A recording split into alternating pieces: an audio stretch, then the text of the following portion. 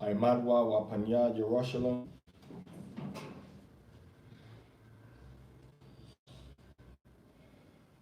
Abanawa, Shabashamayim, Kodash, Haya, Shamka, Yahweh, Malakwatka, Taba'a, Ratazaka, Haya Aisha, Barataza, Kahaya, Bashamayim, Nadanlanawa, Lakam, Halyawam, Kasalakanawa, Kabawatnawa, Kasalaknawa, Kabawatinawa, Wala'a, Tabaya Anawa, Banasayawan, Abal, Hawashai Nawa, Manrai, Kayalaka, Hamalakwa, Waha'ala, Wahatapa'ada, Laiwalamyam, Aman.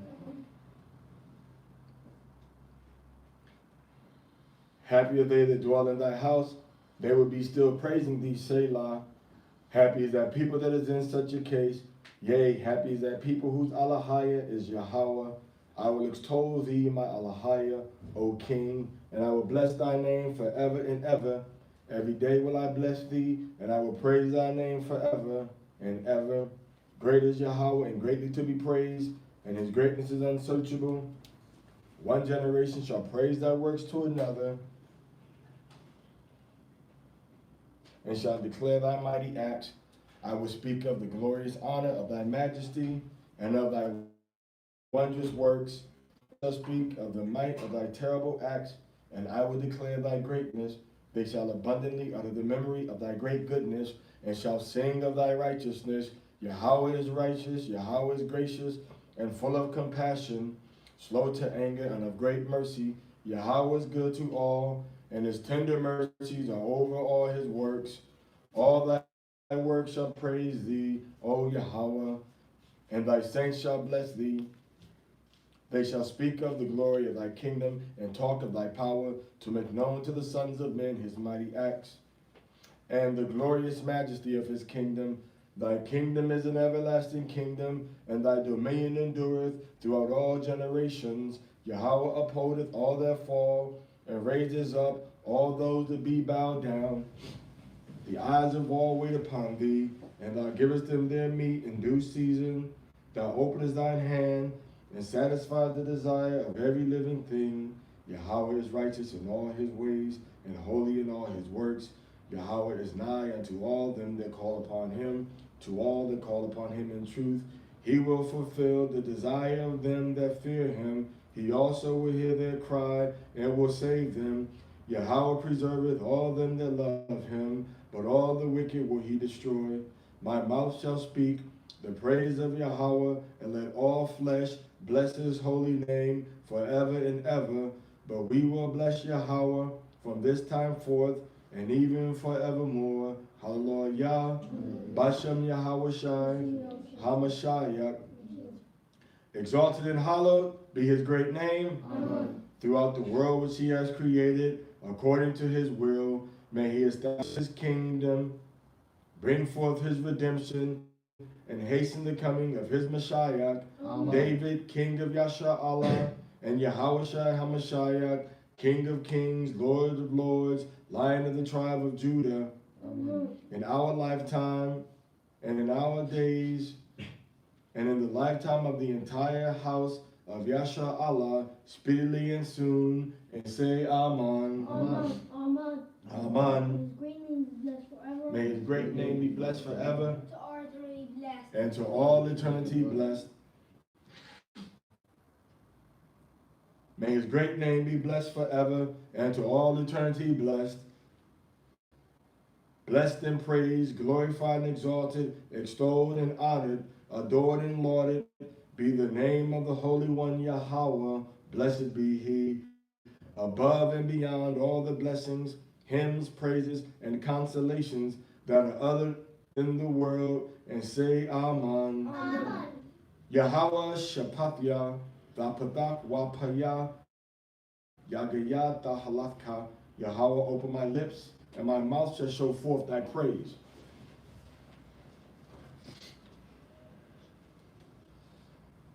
Blessed are you, Yahweh, our Elohim, Elohim of our fathers, the Elohim of Abraham, Elohim of Isaac, and the Elohim of Jacob, the great, mighty, and revered Elohim, the most high power, who bestows loving kindnesses, the creator of all things, who remembers the good deeds of the forefathers, and in love will bring a redeemer to their children's children, for his name's sake. O King, helper, savior, and shield, bless you, Yahweh, the shield of Abraham. You, Yahweh, are mighty forever. You revive the dead. You have the power to save. You cause the wind to blow and the rain to fall. You sustain the living with loving kindness. You revive the dead with great mercy. You support the falling, heal the sick, set free the bound, and keep faith with those who sleep in the dust. Who is like you, O doer of mighty acts? Who resembles you, a king who puts to death and restores to life, and causes salvation to flourish, and you are certain to revive the dead. Bless you, Yahweh, who revives the dead. We will sanctify your name in this world, just as it is sanctified in the highest of heavens, as it is written by your prophets, and they call out one to another and say, Holy, holy, holy. Holy, holy, holy is Yahweh of hosts. The whole earth is full of his glory. Those facing them praise Elohim, saying, Blessed be the presence of Yahweh. Blessed be the presence of Yahweh in his place. And in your holy words it is written, saying, Yahweh reigns forever. Yahweh reigns forever. Elohim. Your Elohim, Zion. O Zion, All generations. throughout all generations. Hallelujah. Hallelujah! Throughout all generations we will declare your greatness, and to all eternity we will proclaim your holiness. Your praise, our power, shall never depart from our mouth. For you are a great and holy power and King. Blessed are you, Yahweh, the holy Elohim. You are holy, and your name is holy, and the holy ones praise you daily. Selah. Blessed are you, Yahweh, the holy Elohim. Kedushat Hayom ve'Shabbat. Elohim, our Elohim of our fathers, may you be pleased with our rest. Sanctify us with your commandments. Grant us a share in your Torah. Satisfy us with your goodness. Cause us to rejoice in your salvation, and purify our hearts to serve you in truth, in love and favor. Yahweh, our power, may you grant your holy Shabath to us as an inheritance, so that Yasha Allah, who sanctifies your name, may rest on it. Blessed are you, Yahweh, who sanctifies Shabbat. Thus the heavens and earth were finished, and all the host of them. And on the sixth day Elohim ended his work which he had made. And he rested on the seventh day from all his work which he had made. And Elohim blessed the seventh day and sanctified it, because that in it he had rested from all his work which Elohim created and made. Remember the Shabbat day to keep it holy. 6 days shalt thou labor and do all thy work. But the seventh day is the Shabbat of Yahweh Elohim. In it thou shalt not do any work, thou nor thy son, nor thy daughter, thy manservant, nor thy maidservant, nor thy cattle, nor thy stranger that is within thy gates. For in 6 days Yahweh made heaven and earth, the sea and all that is in them, and rested on the seventh day. Wherefore Yahweh blessed the Shabbat day and hallowed it. And Yahweh spake unto Moshe, saying, Speak thou also unto the children of Yasha Allah, saying, Verily my Shabbat you shall keep, for it is a sign between me and you throughout your generations, that you may know that I am Yahweh that doth sanctify you. Ye shall keep the Shabbat therefore, for it is holy unto you. Every one that defileth it shall surely be put to death. For whosoever doeth any work therein, that soul shall be cut off from among his people. 6 days may work be done, but in the seventh is the Shabbat of rest, holy to Yahweh. Whosoever doeth any work in the Shabath day, he shall surely be put to death. Wherefore the children of Yasha'Allah shall keep the Shabbat to observe the Shabbat throughout their generations for a perpetual covenant. It is a sign between me and the children of Yasha'Allah forever. For in 6 days Yahweh made heaven and earth, and on the 7th day he was refreshed and rested. Be pleased, Yahweh, our power, with your people, Yasha'Allah, and with their prayers. Restore the service to the inner sanctuary of your temple, and receive in love and with favor the fire offerings of Yasha'Allah and their prayers. May the worship to you in mercy to Zion. Blessed are you, Yahweh, who restores his divine presence to Zion. We give thanks to you that you are Yahweh, our power, and the power of our fathers forever and ever. Throughout every generation you have been the rock of our lives, the shield of our salvation. We will give you thanks and declare your praise for our lives that are committed into your hands, for our souls that are entrusted to you, for your miracles that are daily with us, and for your wonders and your benefits that are with us at all times, evening, morning, and noon. O excellent one, your mercies never fail. O merciful one, your loving kindnesses never cease. We have always put our hope in you. For all these acts, may your name be blessed and exalted continually, our King forever and ever. Let everything give thanks to you and praise your name in truth. O Elohim, our salvation and our help, Selah. Blessed are you, Yahweh, whose name is the excellent one, and to whom it is fitting to give thanks. Grant peace, welfare, blessing, grace, loving kindness, and mercy to us and to all Yasha'Allah, your people. Bless us, all in all, with the light of your countenance, for by the light of your countenance you have given us, Yahweh Elohim, a Torah of life, loving kindness and salvation, blessing, mercy, life, and peace. May it please you to bless your people, Yasha'Allah, at all times and in every hour with your peace.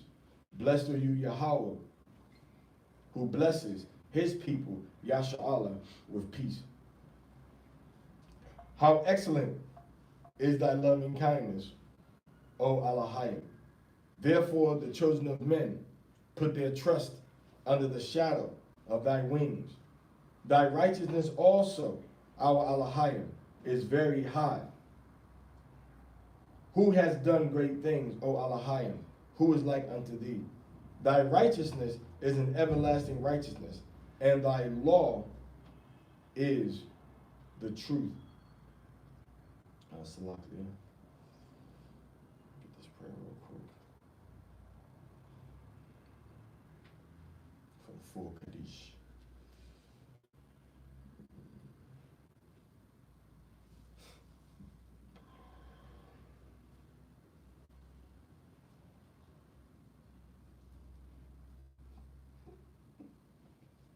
Okay.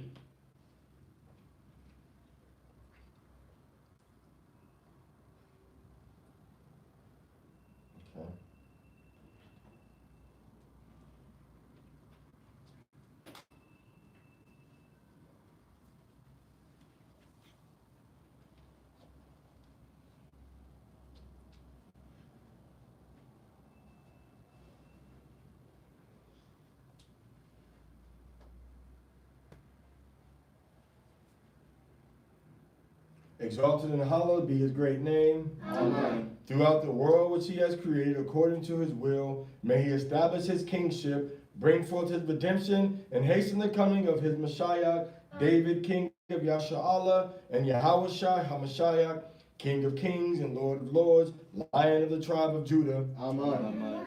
In our lifetime and in our days and in the lifetime of the entire house of Yasha'Allah, speedily and soon, and say Amen. Amen. Amen. Amen. May his great name be blessed forever. May his great name be blessed And forever to all eternity blessed. and to all eternity blessed. May his great name be blessed forever and to all eternity. Blessed and praised, glorified, exalted, and extolled, honored, adored, and lauded be the name of the Holy One. Blessed be he. Amen. Beyond all the blessings, hymns, praises, and consolations that are uttered in the world, and say Amen. Amen. May there be abundant peace from Hashemayim and a good life for us and for all Yasha Allah, and say Amen. Amen.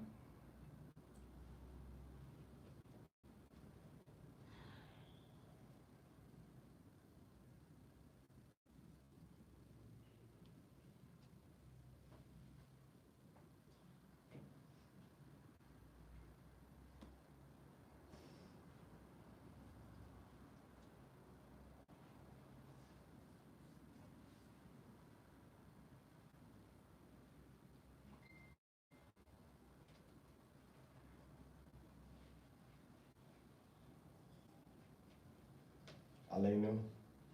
It is our duty to praise the Master of all, to ascribe greatness to the author of creation, who has not made us like the nations of the land, nor placed us like the families of the earth, who has not made our portion like theirs, nor our destiny like all their multitudes.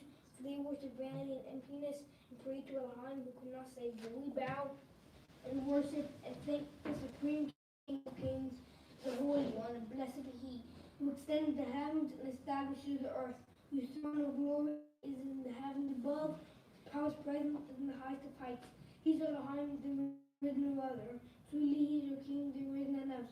It is written in His Torah, you shall know, take heart this day, Yahweh is Elohim, the heavens above, and on earth below, there is no other. Basham, Bashem, Yahushai, Yahushua, Hamashiach, Hamashiach, Amen. Amen. Exalted and hallowed be his great name. Amen. Throughout the world which he has created according to his will, may he establish his kingship, bring forth his redemption, and hasten the coming of his Messiah, David, King of Yasha'Allah, and Yahushai, Hamashiach, King of kings, Lord of lords, Lion of the tribe of Judah, Amen. in our lifetime and in our days and in the lifetime of the entire house of Yasha'Allah, speedily and soon, and say Amen. Amen. Amen. Amen. May His great name be blessed forever. May his great name be blessed forever, To all eternity blessed. and to all eternity blessed. May his great name be blessed forever, and to all eternity blessed and praised, glorified, exalted, and extolled, honored, adored, and lauded be the name of the Holy One. Blessed be he. Beyond all the blessings, hymns, praises, consolations that are uttered in the world, and say Amen. Amen. May the prayers and supplication of all Yasha'Allah be acceptable by their Father who is in heaven, and say Amen. Amen. May there be abundant peace from heaven and the good satisfaction, life, help, comfort, refuge, healing, redemption, forgiveness, atonement, relief, and salvation for us and for all Yasha'Allah, and say Amen. Amen. May he who makes peace in his high places grant peace upon us and upon all Yasha'Allah, and say Amen. Amen.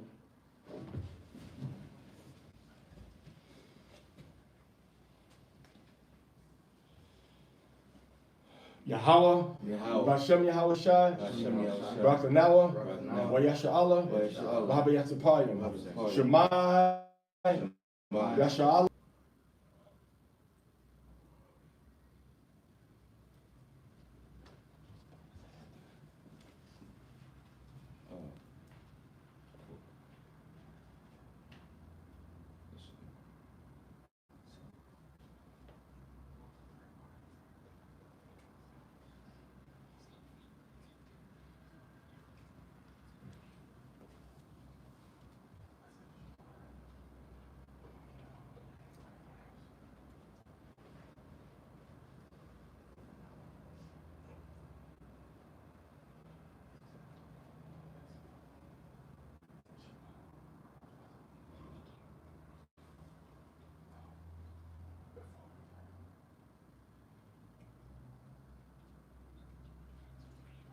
Sa, Shemai, Shemai. Yasha'Allah, Yasha'Allah. Yahweh, Yahweh. Allah Hayinawa, Hayinawa. Yahweh, Yahweh. Akkad, Akkad.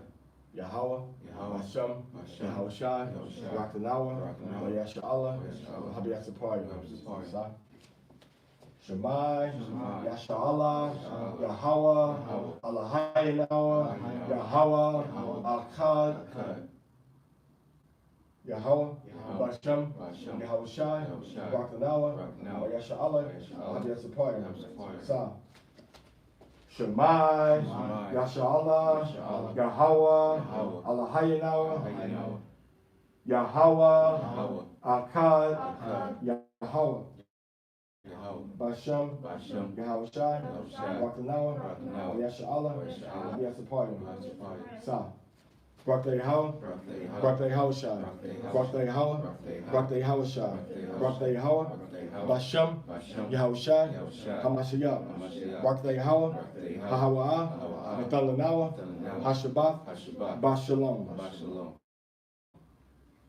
Shemai, Yasha Allah, Yahweh, Allahayinawa, Yahweh, Akkad, Wahata, At Yahweh, Allahayaka, Bakal Lababka, Wabakal, Napashka, Wabakal, Ma'adka, La'a, the Kwam, Wala'a, the Tar'at, Banya, Amka, Wahata, Lara'aika, Kamawaka, Anyal Yahweh, Anyal Yahweh, Allahayaka, Asherah, Hawatiza, Atyaka, Maratiza, Matazadium, Mabayath, Ibadium, La'a, Yahayalaka, Alahayam, Akardium, Alpanya, La'a, Da'aishalaka, Pasal, Wala'a, Da'ibadam, La'a, Valakwak, Atsham Yahweh, Bashawa, Zakad, Hayawam, Hashabat, Lakodashwa, Kabad, Abaka, Wa Amaka, La'a, Taratazak, La'a, Tana'at, La'a, Tagana, La'a, Ta'aina, Shakwad, La'a, Takamad, Kal, Asherah, Lara'aika. Hear, O Israel, Yahweh our power, Yahweh is one, and thou shalt love Yahweh, thy power with all thy heart, and with all thy soul, and with all thy might. Thou shalt not avenge, nor bear any grudge against the children of thy people, but thou shalt love thy neighbor as thyself. I am Yahweh, I am Yahweh, thy power that brought you out of the land of Egypt, out of the house of bondage. You should not have any other gods before me. You should not make unto thee any graven image, and you shall not bow down to them.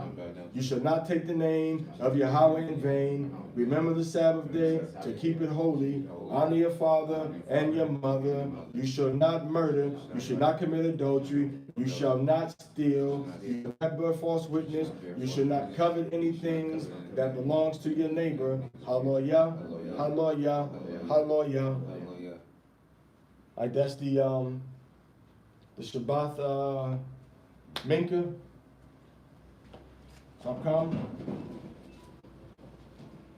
So real quick, we can kind of just jump through that book of Esther real quick. All right.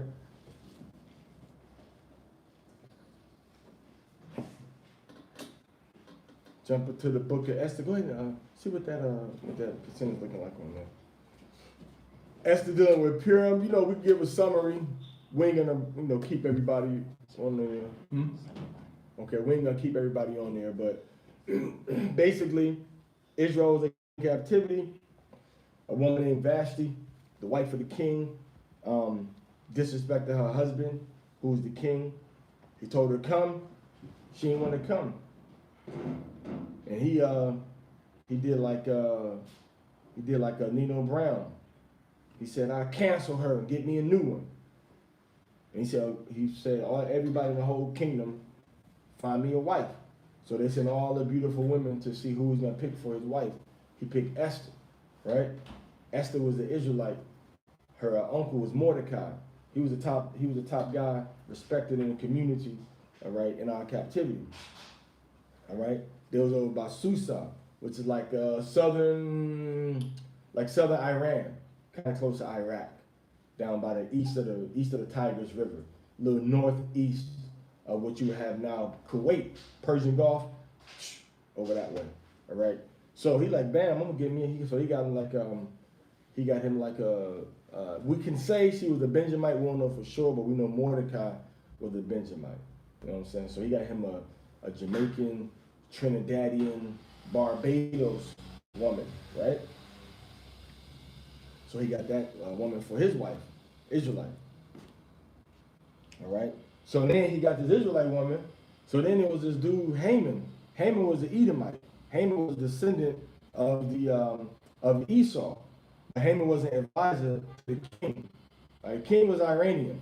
Haman was an Edomite. All throughout this area where we at now, you got white people and Iranians kind of just mixing together. They've been dwelling with each other for business and stuff for like the past 3,000 years. This is their home territory. Remember, we left from this area, but Esau stayed here, so he had to get along with the people. So he developed a whole different culture other than what we developed in the Americas.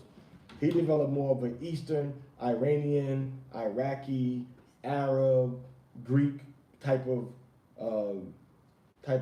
culture and customs and everything, more Shemitic, based in the home area. We developed things out of our captivity, away from our captivity when we escaped in the Americas that was different than a lot of other people, but we still have more pizzazz and flavor. Like we read in Matthew earlier, we the what? Salt of the earth. So wherever we went, it was fly. Wherever Esau went, like y'all want some Jamaican food? Yeah. Want some Cuban food? Yeah. Want some Colombian food? Yeah. You want some Turkmenistan food? Want some German food? Want some Hungarian food? You see? Want some Puerto Rican food? Yeah. Want some Mexican food? Yeah. All right. Want some Polish food? You see that? So they developed a whole different culture, but they was mixing together from a long time ago. All right. That's why the nations that when they went into Europe, what language family does Europe, the European languages belong to? Indo-European. That's the combination of the Persians and the Medes, which was both Japhetic peoples. So the languages that they spoke over there, and like I'll give you an example. The old Sanskrit word for father is pater, or pater, and for mother is muder or mater, which is the same thing that they use in Latin. Just an example. All right. So anyway, this dude Haman said, you know what? He was like, yo, this dude Mordecai, I think he's flying to get him killed. So he said, y'all want all the people to get killed. These people don't bow down to the king or nothing. So he was like, all right. The king was like, all right, bet, whatever you want to do. Cool. It was a little small minority. He wasn't like the majority of the population. So the king was like, okay, we can kill him. So there's this one cat that heard somebody talking like, yo, we're going to murder the king. So they discovered a plot to murder the king, right? Yeah. So it was like, yo, king about to get murdered. I'm going to tell somebody. So he went and told somebody. So like, bet, okay. So the king was like, yo, okay. So we discovered the guy that says he's going to murder me. Okay, yeah, we got you. Ain't nothing going to be hid from me and my kingdom. So then, right, the king just chilling one day, looking at this, like, yo, what happened to that cat that saved my life one day? You know, it was a great. He asked the king. The king asked Haman. When the king asked him, like, yo, what should be done if a man is really good with the king? And Haman said, thinking the king was asking about him, he said, yo, you should really exalt that man, lift him up, let him ride the king's chariot, king's horse. Everybody should bow down when he walking. You know what I'm saying? Kiss the ring, kiss the ring. Like Dave Chappelle said, right? Kiss the ring, kiss the pinky, right? So kiss my ring when I walk by. You know, like they do in the mafia. Kiss the ring, that's your loyalty to the people, right? So that's the people's loyalty to you. So he said, kiss the ring or whatever. You know, ride the horse and put the king's ring on the chain and, you know, make him drip, right? So they was like, okay, cool, that's what I'm gonna do. So then Haman was like, yes. So then king was like, I ain't talking about you. I'm talking about the other cat that saved my life so far back. It's like, man, okay. And then so the king was eating one day. It's like Esther. So nobody knew Esther was Israel. So remember, Haman had already got the king to get all the Israelites killed. The king was like, cool, whatever, I don't know them people. So Esther was like, yo, what'd I do to you? She had a dinner. What'd I do to you? I've been nice to you. I'm your wife. I'm your queen, and it was my people that saved you, and now people want to murder us, and they know we good peoples, and they know we be looking out for the king. He was like, who tried to play you like that? Your man right there. He said, all right, well, hang him, and his peoples, and his wife, and his sons. So everybody in his family that day, another one bites the dust. Dun, dun, dun, dun. They don't know that. Another one bites the dust. Everybody know that song, man. They don't know that. Y'all know that song, don't you? That use that song in everything, man. Everybody know that song, man. That song is not going out of style no time soon. Which are on a cartoon or something or a movie? Radio. And another one. So Haman and his peoples, they bit the dust almost the end. So now the king was like, so they issued an order. All of the people that want to murder the Jews, the Israelites, Yasha Allah, you can murder them if you want to. So everybody was ready, like, yo, on the 13th day, it's going down. You Israelites, like 13, like 3 o'clock, gonna smoke all y'all gonna get sliced and diced, like shish kebab. So Israelites like, yo, we gotta pray. So Israelites, they fasted. They didn't have no drink, no water. It was fasting to Yahweh. And that's when Esther did what she did. Because Mordecai was like, yo, you gonna just sit back and watch your people get killed? You an Israelite too. So you're gonna just watch your people get murdered. And Esther rose up like, yo, Esther, whose real name was Hadassah. Her name was Hadassah, which meant myrtle. But then they changed her name to Esther, which is like Ishtar, all right, or Ashtareth. That's what they changed her name to. But her name was Hadassah, which means a myrtle tree. So he said, you gonna just sit back while your people get killed? She's like, what I'm gonna do? It's like, well, this is how we gonna rock it. This is how we gonna do. You can't just sit back, not like you can't do nothing. This your people. We about to get murked. King about to let people murder us. So then y'all know how the story ended. So then what happened afterwards was the king was like, yo, what y'all want to do? King wrote a letter. He said everybody in every city where the Israelites was at that wanted to kill the Israelites, now the Israelites can go take their swords, take their spears, take their bow and arrows, take their cleavers, take their forks, spoons, knives, glasses, cups, bottles, take their dogs, take their killer pigs, take their Killer pig. Mm-hmm. Okay. Take their killer pigs,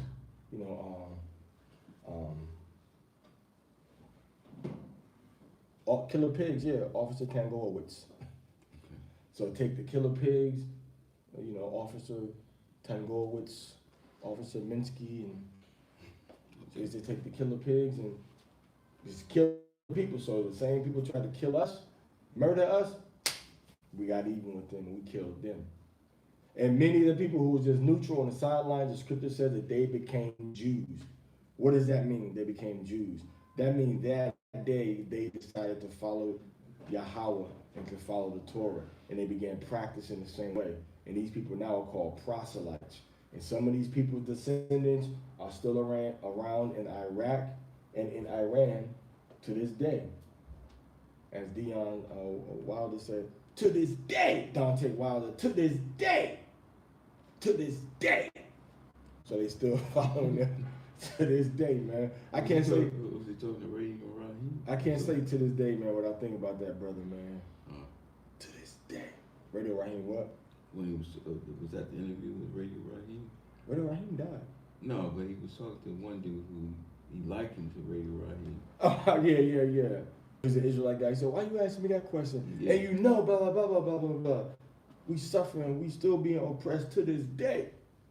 So they killed all the Israelites' enemies that wanted to come against us. And then for that day, we did, we said, okay, we're going to share some food with you. So we started sharing foods. All right, so we shared like macaroni and cheese. Then we shared some lamb chops with barbecue sauce. And then we would share we had barbecue sauce back then, no trip. Lamb chops with barbecue sauce probably was marinated in like some grape juice, maybe like some yogurt. So we just bam. Mazanaka. So we was over there, man, and we had the food and having a good old time. So that's what happened on Purim. Now, why that word Purim? Purim means a lot or an area, and on that area they had what? They had places to hang people from, called gallows. So they was gonna hang all the Israelites in that area, hang them like that from a rope. So all of the people, so Haman and his whole family, when the time came, they the ones that got locked. So the grave that they dug for us, the evil that they set up to murder the children of Israel, they themselves are the ones that got murdered. Not murdered, excuse me. They themselves are the ones that got killed. They got killed. They got killed. So that's what happened on Purim. All right. So now, since we got the overview, we want to just read through the whole story real quick. Now it's 16 chapters. Now, what you gotta understand is that the book of Esther, the book of Esther stops. Okay, and when the book of Esther stops, in most Bibles is in chapter 10. Well, when it stops in chapter 10, verse 3, it picks up in the Greek in chapter 10, verse 4, and goes all the way to 16. So it doesn't that's not the end of the book. So in the Apocrypha, it picks up again. So we're gonna read, hopefully we'll get into the Apocrypha section, because we got these chapters right here. And chapters are relatively short. They're pretty short. 17 verses, 12 verses, 14 verses. 22 verse. Huh? 22 verse. First chapter Okay. of Esther. Okay, thank you. Appreciate you telling me how many in the first chapter. All right. So, man, that means a lot, man. You know, 23, 20, 22. All right, so that's the how everything went down. So now the dude name. Now listen, listen as we saying this. All right, listen how we saying it and pay attention to the key points. All right, and everybody should have pen and paper to write down key points too. All right, so that's a key point. Now it came to pass. Now this is Esther chapter 1, verse 1.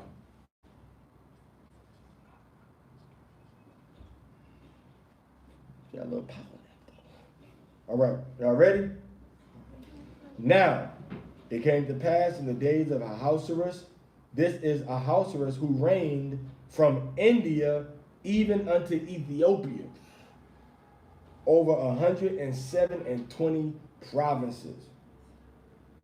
That in those days when the king Ahasuerus sat on the throne of his kingdom, which was in Shushan, the palace.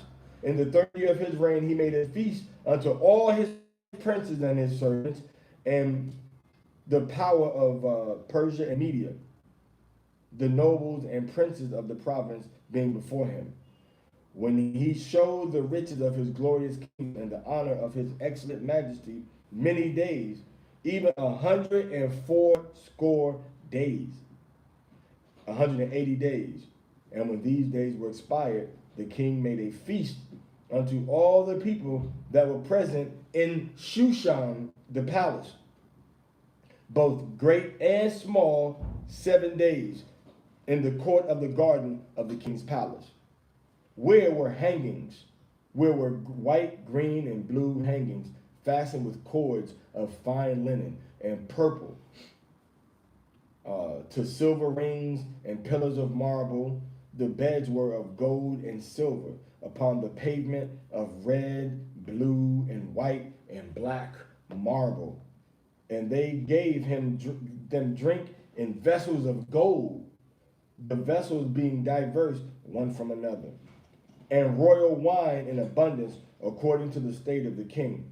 And the drinking was according to the law. None did compel. So the king had to all the officers of his house that they should do according to every man's pleasure. And Vashti the queen made a feast for the women in the royal house which belonged to Queen Ahasuerus. On the seventh day, when the heart of the king was merry with wine, he commanded Mehuman, Biztha, Badbonaz, Bigtha, and Abagtha, Zethar, and Carcas, the 7 chamberlains that served in the presence of Ahasuerus the king, to bring Vashti the queen before the king with the crown royal, to show the people and the princess her beauty, for she was fair to look on.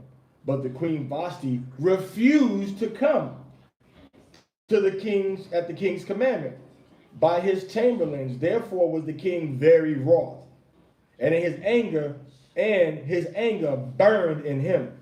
Then the king said to the wise men which knew the times, for so was the king's manner toward all that knew law and judgment. And the next unto him was Karshena, Shethar, Amdatha, Tarshish, Medes, Marsena, and Memucan, the 7 princes of Persia and Media, which saw the king's face, and which sat in the first in the kingdom. What shall we do unto the queen Vashti according to law? Because she has not performed the commandment of the king Ahasuerus by the chamberlains. And Memucan answered before the king and the princes, Vashti the queen has not done wrong to the king only, but also to all the princes and to all the people that are in all the provinces of King Ahasuerus. For this deed of the queen shall come abroad unto all women, so that they shall despise their husbands in their eyes, when it shall be reported. Then King Ahasuerus commanded Vashti the queen to be brought in before him, but she came not. Twice. Likewise shall the ladies of Persia and Media say this day unto all the king's princes which have heard of the deed of the queen, thus shall there arise too much contempt and wrath. If it please the king, let there go a royal commandment from him, and let it be written among the laws of the Persians and Medes, that it be not altered, that Vashti come no more before King Ahasuerus, and let the king give her royal estate unto another that is better than she. You and I are to pass, say la vie, enough respects, girl, because now you my ex-girl and I'm on to the next girl. And when the king's decree which he had made shall be published throughout all the empire, throughout all his empire, no homo, for it is great, all the wives shall give to their husbands honor, both to great and small. And the same pleased the king and the princes, and the king did according to the word of Memucan, and he sent letters unto all the provinces of the king, in every province according to the writing thereof, and in every people after their language, that every man should bear rule, that every man should bear rule in his own house. Whoa, we need to read this. I didn't read that. And that it should be published according to the language of every people. That's the end of that chapter. I'll read chapter 2, then somebody have to come and read chapter 3. After these things, when the wrath of King Ahasuerus was appeased, he remembered Vashti and what she had done, and what was decreed against her. Then said the king's servant that ministered unto him, let there be fair young virgins sought for the king, and let the king appoint officers in all the provinces of his kingdom, that they may gather together all the fair young virgins unto Shushan, the palace, to the house of the women, unto the custody of Haggai, the king's chamberlain, keeper of the women, and let their things be pure, and let their things for purification be given them. And let somebody look up Ahasuerus' palace, please. And let the maidens which please the king be queen instead of Vashti. And the thing pleased the king, and he did so.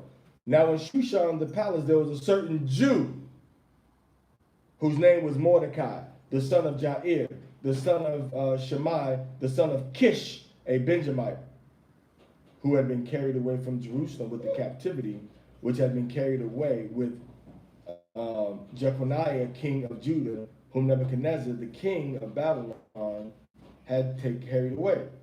And he brought up Hadassah, that is Esther, his uncle's daughter, right?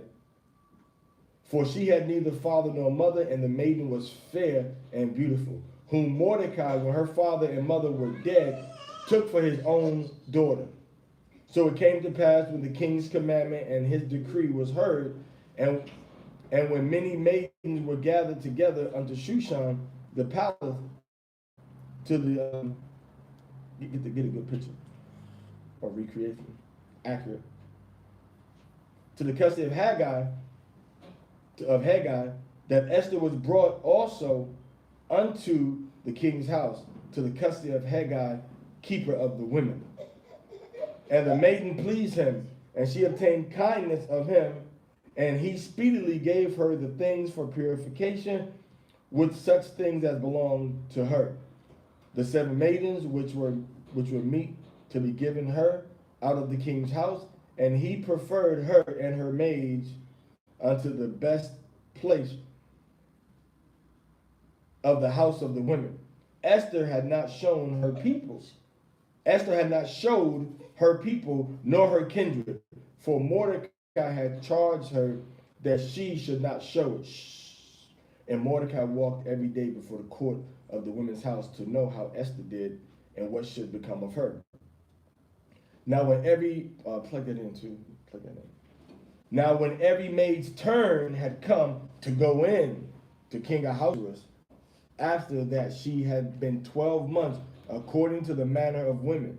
For so was the days of the purifications accomplished, to wit, 6 months with oil of myrrh, and 6 months with sweet odors, and with other things for the purifying of women. Then thus came every maiden unto the king, wheresoever she desired. Let's show up to this right there. Wheresoever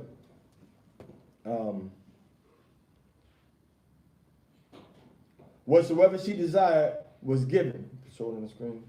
To her, to go with her out of the house of the women unto the king's house. In the evening she went, and on the morrow she returned to the second house of the women, to the custody of. Can't see it on the other one. Let's pull it back some. Let me see it.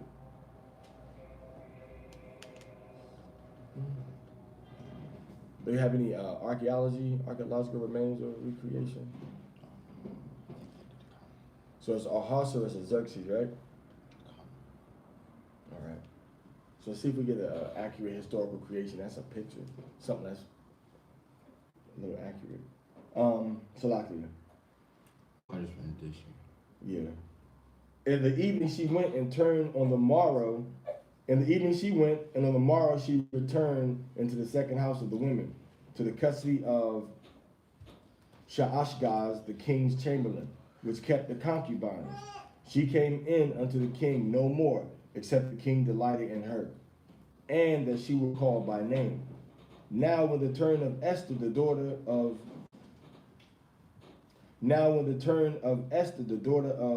Abihail, the uncle of Mordecai, who had taken her for his daughter, was come to go in unto the king, she required, you can't get none? Okay. They got a drawing of it, a recreation. She required nothing but what Haggai, the king's chamberlain, the keeper of the women, appointed. And Esther obtained favor in the sight of all them that looked upon her. So Esther was taken unto King Ahasuerus into his royal house in the 10th month, which is the month Tebeth, in the 7th year of his reign. And the king loved Esther above all the women, and she obtained grace and favor in his sight more than all the virgins, so that he set the royal crown upon her head and made her queen instead of Vashti. Then the king made a great feast unto all his princes and his servants, even Esther's feast. And he made a release to the provinces and gave gifts according to the state of the king. And when the virgins had gathered together the second time, then Mordecai sat in the king's gate. Esther had not yet shown her nor her people, as Mordecai had charged her. For Esther did the commandment of Mordecai, like as when she was brought up with him. In those days, while Mordecai sat in the king's gate, two of the king's chamberlains, Bigthan and Teresh, Bigthan and Teresh, of those which kept the door, were wroth, and sought to lay hands on King Ahasuerus. And the thing was made known to Mordecai, who told it unto Esther the queen.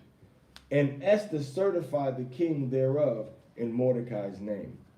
And when inquisition was made of the matter, it was found out. Therefore, they were both hanged on a tree. And it was written in the book of the Chronicles before the king. Okay. Now this is the remains of the palace.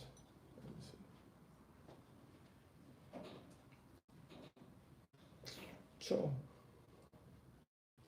I can't even let you. I'm gonna look for some more too. All right, so go ahead and start reading chapter 3.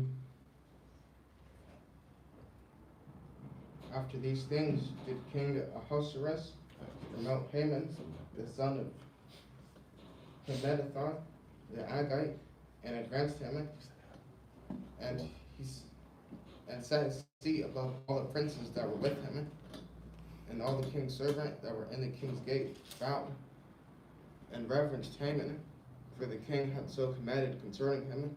But Mordecai bowed not, nor did him reverence.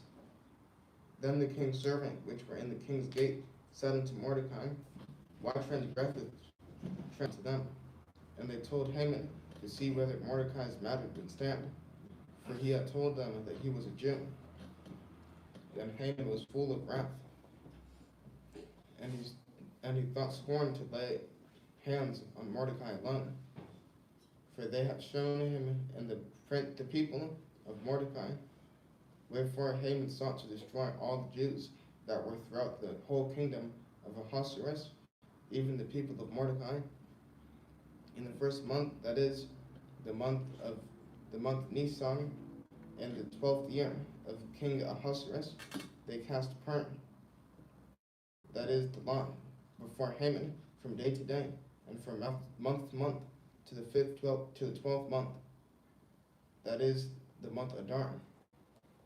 And Haman said unto the king Ahasuerus, There is a certain people scattered abroad and dispersed among the people in all the provinces of thy kingdom, and their laws are diverse from the people, neither keep they the king's laws. Therefore it is not for the king's profit to suffer them. If it please the king, let it be written that they may be destroyed, and I will pay 10,000 talents of silver to the hands of those that have charge of the business, to bring it into the king's treasuries. And the king took his ring from his hand and gave it to Haman, the son of Hammedatha, the Agagite, the Jews' enemy. And the king said unto Haman, The silver is given to thee, the people also, and do with them as it seemeth good to thee. And when the king's scribes called on the 13th day of the first month, and there was written according to all that Haman had commanded unto the king's lieutenants, and the governors that were over the enemy province, and to the rulers of every people of every province, according to the writing thereof, and to every people after their language, in the name of the king Ahasuerus was it written, and sealed with the king's ring.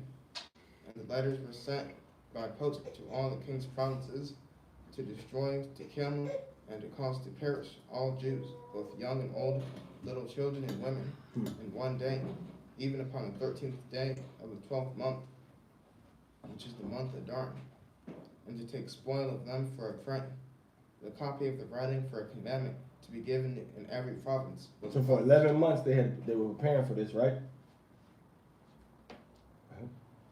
Unto all people that they should be ready against the day. The post went out, being hastened by the king's commandment, and the decree was given Shushan in the palace. And the kings and Haman sat down to drink, but the city Shushan was perplexed. When Mordecai perceived all that was done, Mordecai rent his clothes and put on sackcloth with ashes, and went out into the midst of the city, and cried with a loud and bitter cry, and came before the king's gate, for none might enter into the king's gate clothed with sackcloth. And in every province, whithersoever the king's commandment was, and his decree came, there was a great mourning among the Jews, and fasting, and weeping, and wailing, and many lay in sackcloth and ashes. So Esther's maids and her chamberlains came and told it her. Then was the queen exceedingly grieved, and she sent raiment to clothe Mordecai, and to take away his sackcloth from him, but he received it not. Then called Esther for Hatak, one of the king's chamberlains, whom he had appointed to attend upon her, and gave him a commandment to Mordecai to know what is it, what it was, and why it was. So Hatak went forth to Mordecai unto the street of the city, which was before the king's gate. And Mordecai told him of all that had happened unto him, and of the sum of money that Haman promised to pay the king's treasuries for the Jews, to destroy them. And he gave the copy of the writing of the decree that was given to Shushan to destroy them, to shew unto Esther, and to declare unto her, and to charge her that she should go in unto the king to make supplication unto him, and to make request before him for her people. And Hatak came and told Esther the words of Mordecai. Again Esther spake unto Hatak, and gave him commandment unto Mordecai. All the king's servants and the people of the king's provinces do know that whosoever, whether man or woman, shall come unto the king into the inner court who is not called, there is one law of his to put him to death, except such whom the king shall hold out the golden scepter, that he may live. But I have not been called to come in unto the king these 30 days. And they told to Mordecai Esther's words. Then Mordecai commanded to Esther to answer. Esther told us that peace at this time, then shall their enlargement and deliverance arise to the Jews from another place. But thou and thy father's house shall be destroyed. And who knows whether thou art come to the kingdom for such a time as this? Then Esther bade with them return Mordecai this answer. Go gather all the Jews that are present in Shushan, and fast ye for me, and neither eat nor drink 3 days. 3 days. Night or day.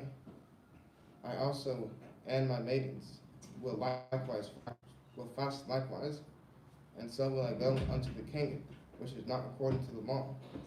And if I perish, I perish. So Mordecai went his way, and did according to all that Esther had commanded him. Okay. We get 5 and 6.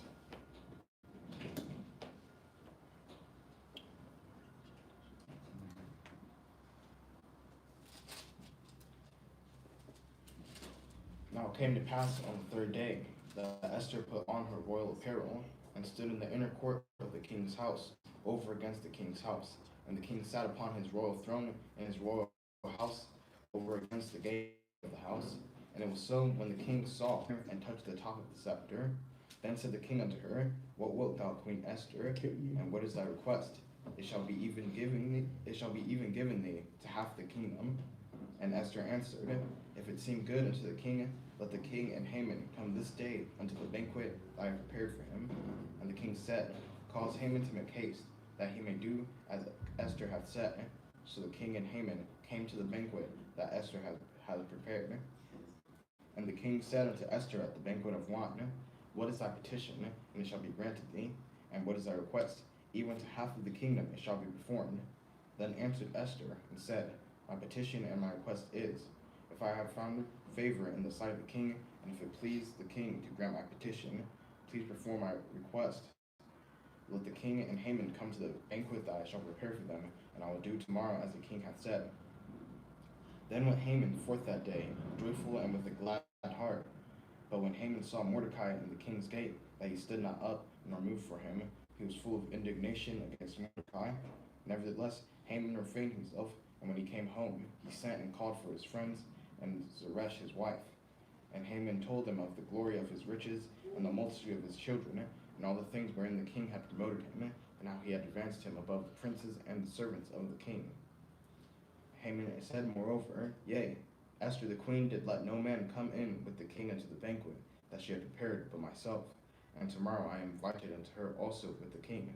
Yet all this availeth me nothing, so long as I see Mordecai the Jew sitting at the king's gate. Then said Zeresh and his wife and all his friends unto him, let a gallows be made of 50 cubits high, and tomorrow speak thou unto the king that Mordecai be hanged thereon, and then go in merrily with the king unto the banquet. And the thing pleased Haman, and he caused the gallows to be made. Chapter 6. On that night could not the king sleep, and he commanded to bring the book of records. See that Spirit of the Most High came on them? That night. Go check on them books, man. Go ahead. And they were read before the king. And it was found written, that Mordecai had told of Bigthana and Teresh, two of the king's chamberlains, the keepers of the door, who sought to lay hand on the king Ahasuerus. And the king said, what honor and dignity have been done to Mordecai for this? Then said the king's servants that ministered unto him, there is nothing done for him. And the king said, who is in the court? Now Haman was come into the outward court of the king's house, and speak unto the king to hang Mordecai on the gallows that he had prepared for him. And the king's servant said unto him, behold, Haman standeth in the court. And the king said, let him come in. So Haman came in, and the king said unto him, what shall be done unto the man whom the king delighteth to honor? Now Haman thought in his heart, to whom would the king delight to honor? Everybody listening? To whom would the king delight to do honor more than to himself? Everybody hear that? So he used his own pride against him. For Haman answered the king, for the man whom the king delighteth to honor, let the royal apparel be brought which the king useth to wear, and the horse that the king rideth upon, and the crown royal which is set upon his head. And let this apparel and horse be delivered to the hand of one of the king's most noble princes, that they may array the man withal whom the king delighteth to honor, and bring him on horseback through the street of the city, and proclaim before him, thus shall it be done to the man whom the king delighteth to honor. Then the king said to Haman, make haste, and take the apparel and the horse as thou hast said, and do even so to Mordecai the Jew, that sitteth at the king's gate. Let nothing fail of all that thou hast spoken. Then took Haman the apparel and the horse, and arrayed Mordecai, and brought him on horseback through the street of the city, and proclaimed before him, thus shall it be done unto the man whom the king delighteth to honor. And Mordecai came again to the king's gate, but Haman hasted to his house mourning, and having his head covered. And Haman told Zeresh his wife and all his friends everything that had befallen him. Then said his wise men, He crying. He crying because he can't get Mordecai killed. Right. Because the king want to honor a man that saved his life. Right. Then said his wise men and Zeresh his wife unto him, if Mordecai be of the seed of the Jews, before whom thou hast begun to fall, thou shalt not prevail against him, but shalt surely fall before him. And while they were yet talking with him, came the king's chamberlains, and hastened to bring Haman unto the banquet that Esther had prepared. So what Haman should have done and be like, yo, king, I made a mistake. I ain't know Haman was the people that was like, I ain't know Haman was from these same people, man. King, can we not kill him now? I'm sorry. He didn't do that. No, he kept his course.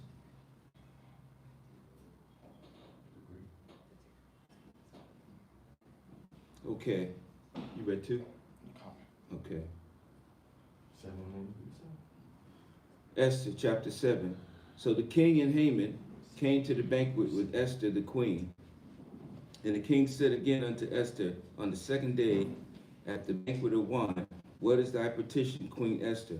And it shall be granted thee. And what is thy request? And it shall be performed, even to the half of the kingdom. Then Esther the queen answered and said, if I found favor in thy sight, O king, and if it please the king, let my life be given me, my petition, and my people at my request.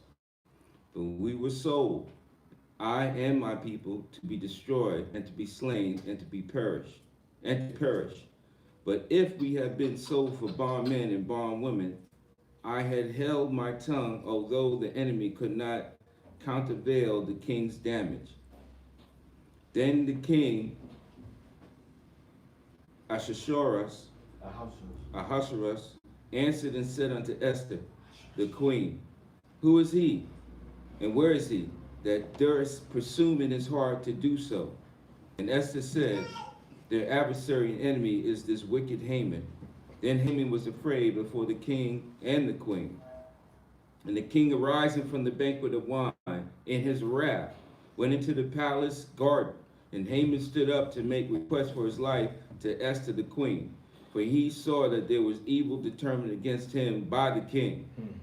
Then the king returned out of the palace garden into the place of the banquet of wine, and Haman was fallen upon the bed whereon Esther was. Then said the king, will he force the queen also before me in the house? As the word went out of the king's mouth, they covered Haman's face. And Habarna, one of the chamberlains, said before the king, behold, also the gallows, 50 cubits high, which Haman had made for Mordecai, who had spoken good for the king, standeth in the house of Haman. Then the king said, hang him thereon. So they hung Haman on the gallows that he had prepared for Mordecai. Then was the king's wrath pacified. On that day did the king Ahasuerus give the house of Haman, the Jews' enemy, unto Esther the queen. And Mordecai came before the king, for Esther had told what he was unto her. And the king took off his ring, which he had taken from Haman, and gave it unto Mordecai. And Esther set Mordecai over the house of Haman. And Esther spake yet again before the king, and fell down at his feet, and besought him with tears to put away the mischiefs of Haman the Haggite, and his device that he had deceived against the Jews. Then the king held out the golden scepter towards Esther. So Esther arose and stood before the king, and said, if it please the king, and if I found favor in his sight, and the thing which seemed right before the king, and I be pleasing in his eyes, let it be written to reverse the letters devised by Haman, the son of Hammedatha, the Haggite, which he had wrote to destroy the Jews, which are in all the king's provinces. For how can I endure to see the evil that shall come unto my people? And how can I endure to see the destruction of my kindred? Then the king Ahasuerus said unto Esther the queen, and to Mordecai the Jew, behold, I have given Esther the house of Haman, and him they have hung upon the gallows, because he laid his hand upon the Jews. Even though he never touched them. See that? His intention the intention was just as bad as actually doing it. Write ye also for the Jews, as it liketh you in the king's name, and seal it with the king's ring. For the writing which is written in the king's name and sealed with the king's ring, may no man reverse. Then were the king's scribes called at that time in the 3rd month, that is, the month Sivan, on the 3rd and 20th day thereof. And it was written, according to all that Mordecai commanded unto the Jews, and to the lieutenants, and to the deputies, and to the rulers of the provinces, which are from India unto Ethiopia, 127 provinces, unto every province according to the writing thereof, and unto every people after their language, and to the Jews according to their writing, according to their language. And he wrote in King Ahasuerus' name, and sealed it with the king's ring, and sent letters by post on horseback, and riders on mules, camels, Pony Express. and young dromedaries, wherein the king granted the Jews which were in every city to gather themselves together, and to stand for their life, to destroy, to slay, and to cause to perish all the power of the people and province that would assault them, both little ones and women, and to take the spoil of them for a prey. Upon one day in all the provinces of King Ahasuerus, namely upon the 13th day of the 12th month, which is the month Adar, the copy of the writing for a commandment to be given in every province was published unto all people, and that the Jews should be ready against that day to avenge themselves on their enemies. So the posts that rode upon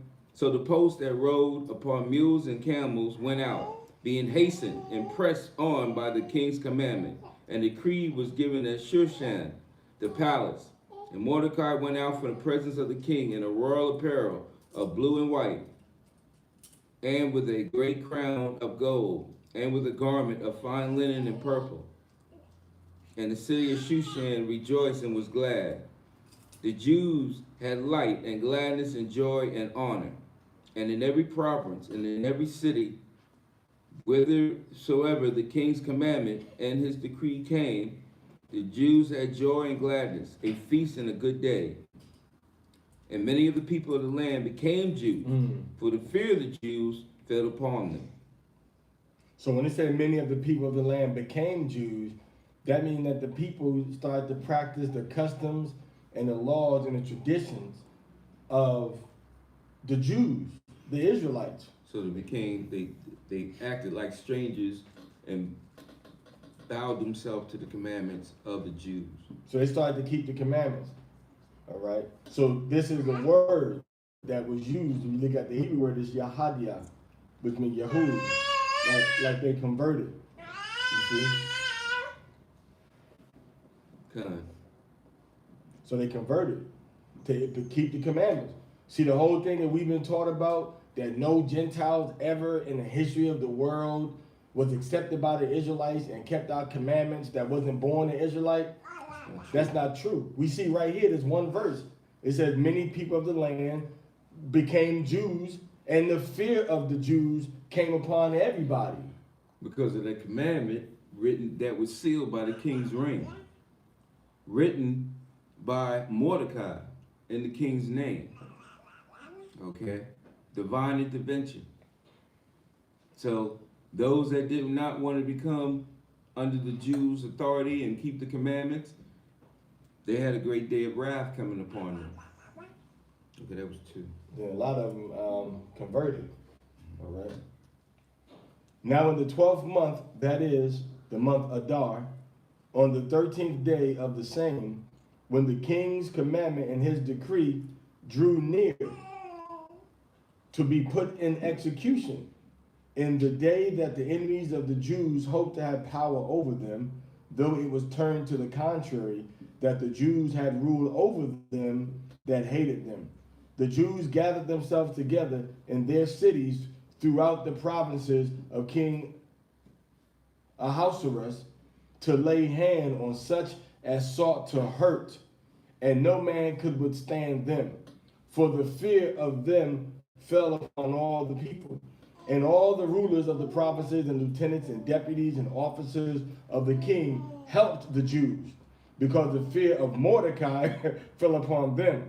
For Mordecai was great in the king's house, and his fame went out throughout all the provinces. For this man Mordecai waxed greater and greater.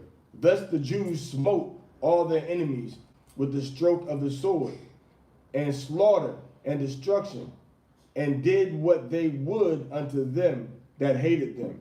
And in Shushan the palace, the Jews slew and destroyed 500 men, and Parshandatha, and Dalphon, and Aspatha, and Porata, and Adalia, and Aridata, and Parmashta, and Avisai, and Aridai, and Vajezatha, the 10 sons of Haman, the sons of Hamedatha, the enemy of the Jews, slew they. But the spoils laid they not, but on the spoils laid they not their hand. On that day, the number of those slain, which were in Shushan in the palace, was brought before the king. And the king said unto Esther the queen, the Jews have slain and destroyed 500 men in Shushan the palace, and the 10 sons of Haman. What have they done in the rest? What have they done in the rest of the kings? It shall and it shall be granted. Now, what is thy petition? And it shall be granted thee. Or what is thy request further? And it shall be done. Then says Esther, if it please the king, let it be granted to the Jews which are in Shushan to do tomorrow also according unto this day's decree. And let Haman's 10 sons be hanged upon the gallows. And the king commanded it so to be done. And the decree was given at Shushan. And they hanged Haman's 10 sons. For the Jews that were in Shushan gathered themselves together on the 14th day also of the month Adar, and slew 300 men at Shushan. But on the prey they laid not their hand. But the other Jews that were in the king's provinces gathered themselves together and stood for their lives, and had rest from their enemies, and slew of their foes 75,000, but laid not their hand on the prey.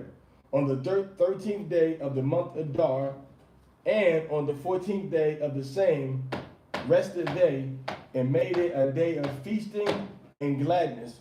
But the Jews that were at Shushan assembled together on the 13th day thereof, and on the 14th day, and on the 15th day of the same, they rested, and made it a day of feasting and gladness. Wherefore the Jews of the villages that dwelt in the unwalled towns made the 14th day of the month Adar a day of gladness and feasting, and a good day, and of sending portions one to another.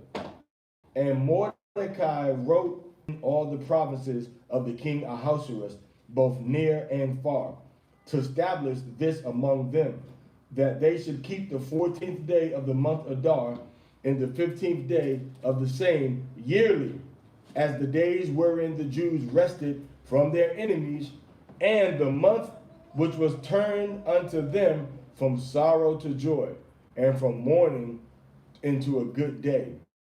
And they should make them days of feasting and joy, and of sending portions one to another, and gifts to the poor. And the king and the Jews undertook to do as they had begun, and as Mordecai had written unto them, because Haman, the son of Hammedatha, the Agagite, the enemy of all the Jews, had devised against the Jews to destroy them, and had cast Pur, that is the lot, to consume them, and to destroy them.